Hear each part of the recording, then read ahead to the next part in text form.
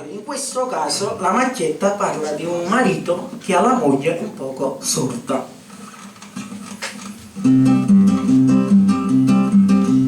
Tenga una moglie bella, beh, giuro bella assai, e ha già passato guai, è sorda che ha già fa. Io grido, parlo forte, ma che ella non mi sente e non capisce niente, ma fa scipazza a me. Si le cerca una prese cognac, ci credete? Che la piglia per male parola, ci pensate?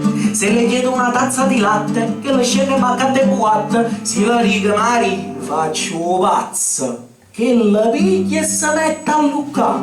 Ma scalzone, cretino, sporcone, ma tu che gesti indecenti vuoi fare? Ma mi pare che posso campare una moglie che sorda e cretino mi spara alle 7 domani mattina e vota mi ritira e busso forte ma resta fuori la porta mezz'ora a tuzzulia.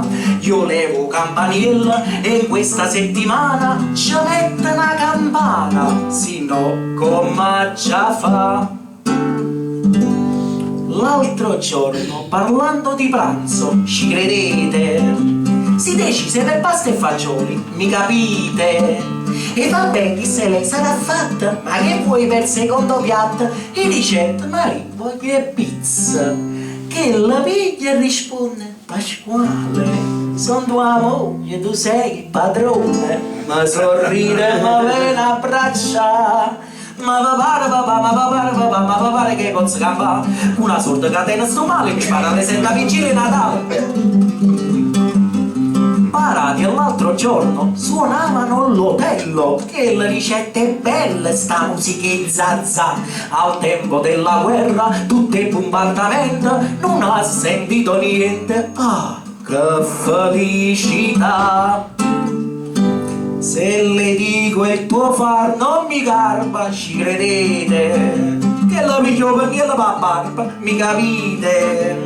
Se le dico mi serve un dottore, che la scena mi chiama Vittore, se le dico Mari voglio all'essa, che la scema cretina mi dà una cosa che io non le ho chiesto e per forza me la già picchia. Ma va pare che posso campare con una moglie che soffre il male ma spara alle 7 vigilia Natale. Ma va pare posso campare con una moglie dal tipo duro mi spara a novembre dell'anno 21.